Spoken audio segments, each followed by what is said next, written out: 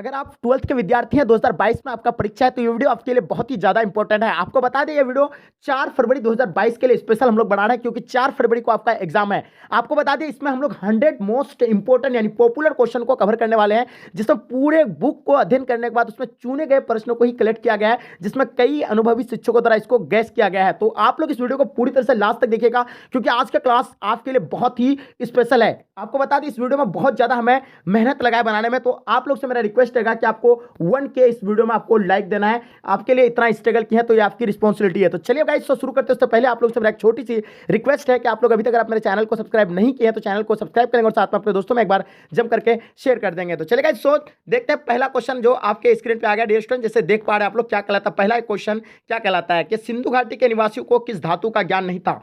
पहला प्रश्न आपका, जैसे देख पा रहे आप लोग, सिंधु घाटी के निवासियों को यानी किस धातु का ज्ञान नहीं था। पहला ऑप्शन में दिया हुआ चांदी सोना, दूसरा ऑप्शन में दिया हुआ आपका चांदी, तीसरा में आपका लोहा, चौथा में आपका तांबा दिया हुआ है। तो बताइए इसका आंसर क्या हो जाएगा, जल्दी बताएंगे। 1 नंबर सवाल का आपका आंसर क्या हो जाएगा। तो बिल्कुल इसका आंसर आपका लोहा will be the right answer हो जाएगा, यानी सिंधु घाटी के निवासियों किस धातु का ज्ञान नहीं था, यानी लोहा का ज्ञान नहीं था। नेक्स्ट सवाल देखिएगा आपके स्क्रीन पे, हड़प्पा सभ्यता में विशाल स्नानागार के जो अवशेष जो है कहां से प्राप्त हुए थे। इन चारों में से इसका राइट ऑप्शन बताना है। आपको पता ही होगा कि स्नानागार के जो अवशेष मिला था वो मोहनजोदड़ो से मिला था। सबसे बड़ा यानी हड़प्पा सभ्यता का सबसे बड़ा यानी क्या था, यह नगर था मोहनजोदड़ो, ठीक है। और इसका खोज 1922 में हुआ था, आप लोगों को पता होगा। और ये सिंधु नदी के किनारे बसा हुआ है, उसको खोज जो है 1922 में किया गया था, किसके द्वारा, राखलदास बनर्जी के द्वारा, राइट। चलिए नेक्स्ट सवाल देखिएगा आपके स्क्रीन पे, लोथल किस नदी के किनारे स्थित है, बताएंगे। 3 नंबर सवाल का आपको आंसर बताना, बहुत ही मोस्ट इंपॉर्टेंट क्वेश्चन है। तो आपको पता होगा लोथल जो है यानी भोगवा नदी के किनारे, इसका आंसर आपका सी राइट आंसर हो जाएंगे। नेक्स्ट सवाल देखिएगा आपके स्क्रीन पे, क्वेश्चन नंबर 4, हड़प्पा सभ्यता किस युग की सभ्यता है। पहला आपका लोह युग, कांस्य युग, ए और बी दोनों, या इनमें से कोई नहीं। तो बताइए 4 नंबर सवाल का आपका आंसर क्या हो जाएगा।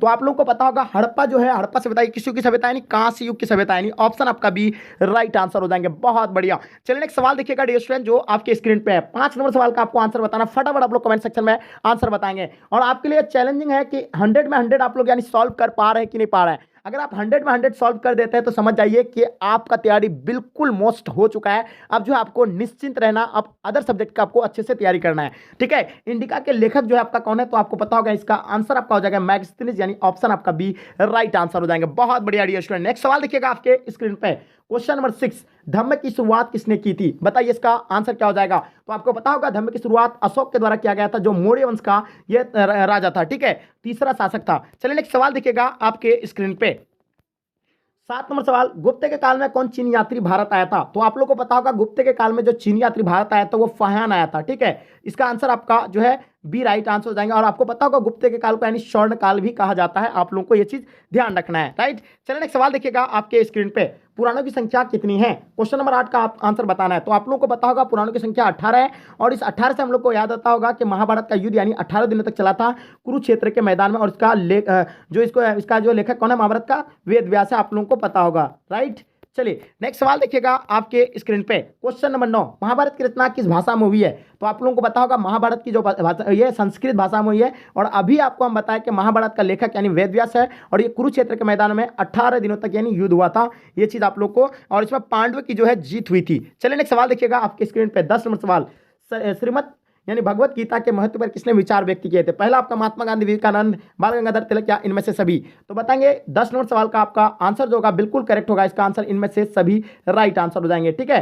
चलिए नेक्स्ट सवाल देखिएगा आपके स्क्रीन पे, क्वेश्चन नंबर 11, श्वेतंबर और दिगंबर का संबंध यानी किस धर्म से है। बौद्ध धर्म से है, जैन धर्म से है, ईसाई धर्म से, आपका इस्लाम धर्म से।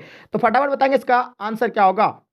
एब्सोल्युटली इसका राइट आंसर हो जाएगा, यानी जैन धर्म में will be the right answer हो जाएंगे। नेक्स्ट सवाल देखिएगा आपके स्क्रीन पे डियर स्टूडेंट, जैसे देख पा रहे हैं आप लोग, क्वेश्चन नंबर 12 देखिएगा कि महावीर ने पार्श्वनाथ के सिद्धांत में नया सिद्धांत क्या जोड़ा था। यह क्वेश्चन बहुत ही मोस्ट वीवीआई है, और इसका आंसर आप लोगों को पता होना चाहिए। तो ये जो हो जाएगा आपका यानी ब्रह्मचार्य, ऑप्शन आपका बी राइट आंसर हो जाएंगे। और आप लोगों को बताना है कि कितने क्वेश्चन आप यानी सॉल्व कर पा रहे हैं, ये सबसे बड़ी आप लोगों के लिए यानी चैलेंजिंग रहेगा आपका, ठीक है।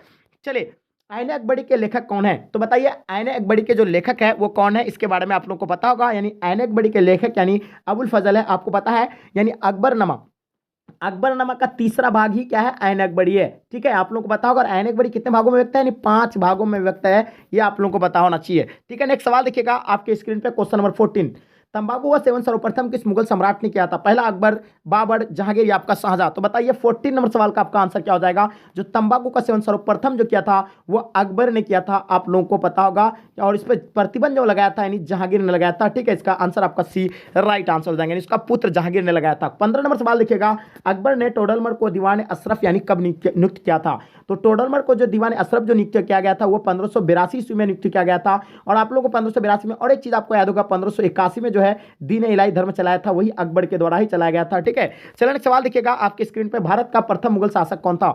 तो आपको पता होगा भारत का प्रथम मुगल शासक यानी बाबर था, जो 1526 ईस्वी में मुगल वंश का नींव रखा था। ठीक है, जिसमें इब्राहिम लोदी को हरा दिया था, जिसमें हम लोग 1526 में पानीपत का युद्ध भी कहते थे। ठीक है, चलिए नेक्स्ट सवाल देखिएगा, क्वेश्चन नंबर 17 देख पा रहे हैं आप लोग, जैसे देख रहे हैं आप लोग, फतेहपुर सिकरी को किसने राजधानी बनाया? तो बताइएगा फतेहपुर सिकरी जो है, सिकरी को जो है राजधानी किसने बनाया था? तो आपको पता होगा यानी जलालुद्दीन अकबर, यानी जिसका पूरा नाम क्या है? जलालुद्दीन अकबर, यानी इसका आंसर आपका बी राइट आंसर हो जाएगा। ठीक है, नेक्स्ट सवाल देखिएगा आपके स्क्रीन पे, अकबर ने दीन इलाही धर्म यानी इलाही कब आरंभ किया था? तो दीन इलाही धर्म के बारे में आपको बता दिए थे, 1581 ईस्वी में अकबर के द्वारा चला गया था।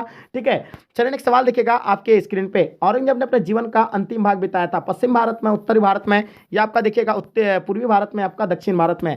तो सभी को पता होगा कि वह दक्षिण भारत में जो है अपना यानी बिताया था। ठीक है, नेक्स्ट सवाल देखिएगा आपके स्क्रीन पे, रूस में भारत विदा का जनक किसे कहा जाता है? बहुत ही मोस्ट वीवी क्वेश्चन है, जल्दी बताएंगे इसका आंसर क्या हो जाएगा? तो रूस में जो भारत विदा का जनक जो है जीएस लिविदेव को कहा जाता है, यानी ऑप्शन आपका बी राइट आंसर हो जाएंगे। नेक्स्ट सवाल देखिएगा आपके स्क्रीन पे, क्वेश्चन नंबर 21, हम्पी नगर किस साम्राज्य से संबंधित है? आप लोगों को पता होगा कि हम्पी नगर जो है आपका यानी विजयनगर साम्राज्य से संबंधित है, इसका आंसर आपका डी राइट आंसर हो जाएगा। और आपको पता होगा 1336 ईस्वी में जो है विजयनगर साम्राज्य की यानी स्थापना हुआ था। राइट, चलिए नेक्स्ट सवाल देखिएगा आपके स्क्रीन पे, गोपुरम का संबंध जो है किससे है?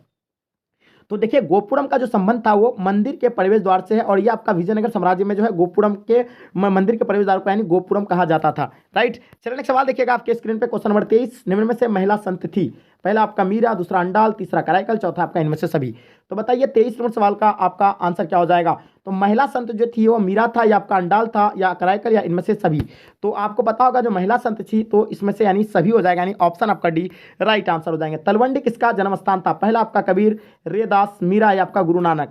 तो आपको पता होगा तलवंडी में जो था वो गुरु नानक का था, ऑप्शन आपका डी राइट आंसर हो जाएंगे। नेक्स्ट सवाल देखिएगा क्वेश्चन नंबर 25, ख्वाजा मोइनुद्दीन चिश्ती की दरगाह कहाँ है? तो आप लोग को पता होगा ख्वाजा मोइनुद्दीन चिश्ती की दरगाह जो है वो अजमेर में है। और आप लोगों को एक चीज बहुत सारे बच्चे गलती कर देते हैं, निजामुद्दीन औलिया की दरगाह के बारे में आप लोग को पता होगा, इसको लेकर के कोई बच्चा अजमेर दे देते हैं, लेकिन आपको अजमेर नहीं देना है। निजामुद्दीन औलिया की अगर दरगाह के बारे में पूछे तो आपका दिल्ली हो जाएगा, और अजमेर में जो है आपका यानी ख्वाजा मोइनुद्दीन चिश्ती की दरगाह है। ठीक है, आप लोग सभी जानते हैं कहाँ पे यानी अजमेर, जो अजमेर कहाँ पे पड़ता है? राजस्थान में पड़ता है।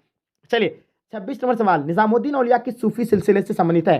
पहला चिश्ती, सुरावर्दी, कादरी, आपका इनमें से कोई नहीं? तो आपको पता होगा निजामुद्दीन औलिया जो है आपका यानी चिश्ती सिलसिले से संबंधित है, यानी ऑप्शन आपका ए राइट आंसर हो जाएंगे।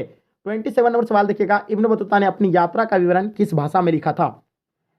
पहला आपका अरबी, फारसी, उर्दू, अंग्रेजी? तो आपको पता होगा कि इब्न बतूता ने अपना यात्रा का जो विवरण लिखा था वो अरबी भाषा में लिखा था, यानी ऑप्शन आपका ए राइट आंसर हो जाएंगे। अरबेरू ने किसके साथ भारत आया था? सबसे बड़ा क्वेश्चन है, सबसे मोस्ट इंपॉर्टेंट और पॉपुलर क्वेश्चन है, आपको बता दें।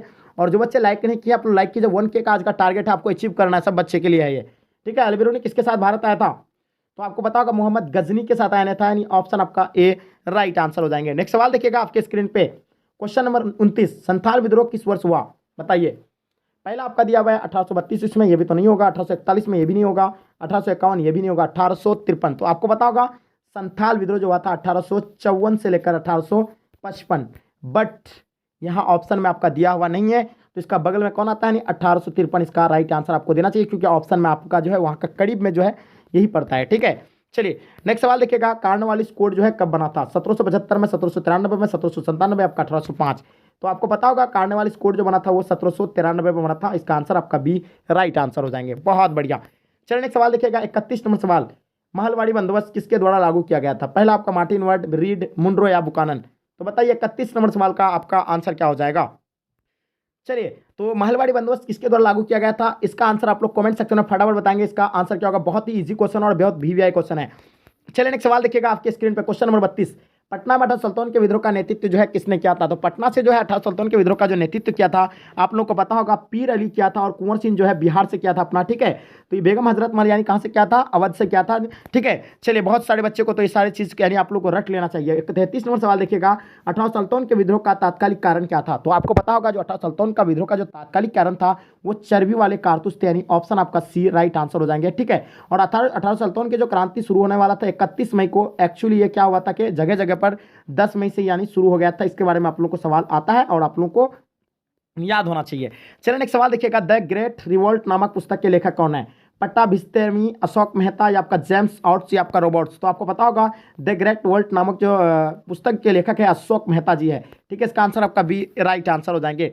पुर्तगालियों ने गोवा पर अधिकार जो है कब किया था? तो पुर्तगालियों के द्वारा जो गोवा पर अधिकार किया गया था आप लोग को पता होगा 1510 में जो है पुर्तगाली द्वारा यानी गोवा पर अधिकार किया था, ठीक है। और पुर्तगाली द्वारा ही सबसे पहले यानी क्या लाया गया था? तंबाकू लाया गया था, ठीक है। चलिए, तंबाकू का पौधा लाया गया था। 36 नंबर सवाल देखिएगा, भारत में आने वाला प्रथम पुर्तगाली कौन था? कोलंबस था, रियोडियो था, या आपका वास्को डिगामा, इनमें से कोई नहीं।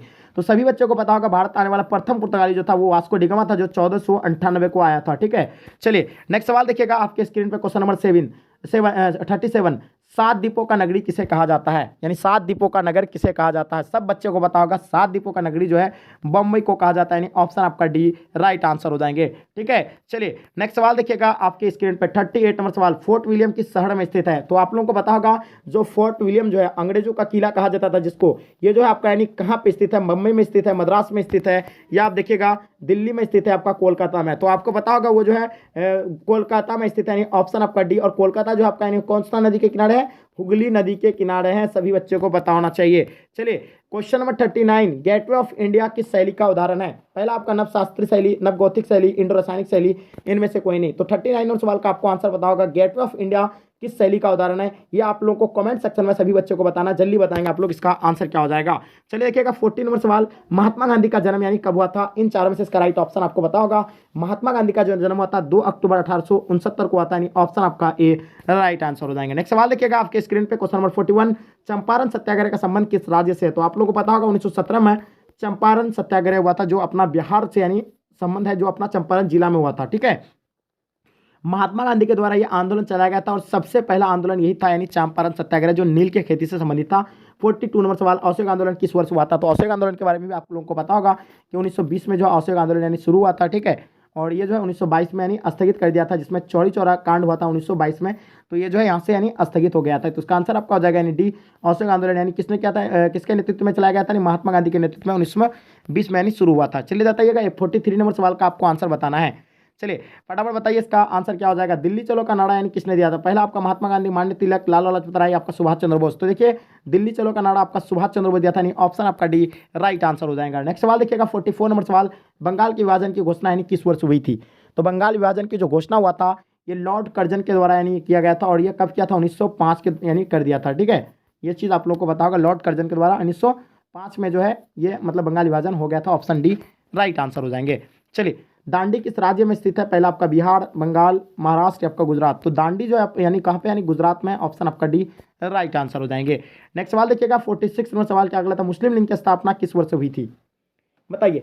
तो मुस्लिम लीग की जो स्थापना हुआ था वो 1906 में हुआ था, ऑप्शन आपका बी राइट आंसर हो जाएंगे। नेक्स्ट सवाल देखिएगा आपके स्क्रीन पे 47, द्वितीय विश्व युद्ध किस वर्ष यानी आरंभ हुआ था? तो द्वितीय विश्व युद्ध जो है ये कब आरंभ हुआ था? ये 1939 में आरंभ हुआ था और 1945 तक ये चला था, आप लोगों को पता होगा, ठीक है। और प्रथम जो हुआ था 1914 में हुआ था, और ये कब तक चला था? यानी 1918 तक चला था, ठीक है। ये चीज़ आप लोगों को पता ही होगा। चलिए नेक्स्ट सवाल देखिएगा आपके स्क्रीन पर, पाकिस्तान शब्द यानी किसने दिया था? तो पाकिस्तान शब्द जो दिया था वो चौधरी रहमत अली दिया था, इसका आंसर आपका सी राइट आंसर हो जाएंगे। नेक्स्ट सवाल देखिएगा, भारतीय संविधान के प्रारूप समिति के अध्यक्ष कौन थे? तो संविधान सभा के जो प्रारूप समिति के अध्यक्ष थे डॉक्टर भीमराव अम्बेडकर थे, और अस्थायी अध्यक्ष जो थे डॉक्टर राजेंद्र प्रसाद थे, और अस्थायी अध्यक्ष डॉक्टर सचिदानंद सिन्हा था, राइट। चलिए 50 नंबर सवाल देखिएगा, पाकिस्तान का प्रथम प्रधानमंत्री कौन था?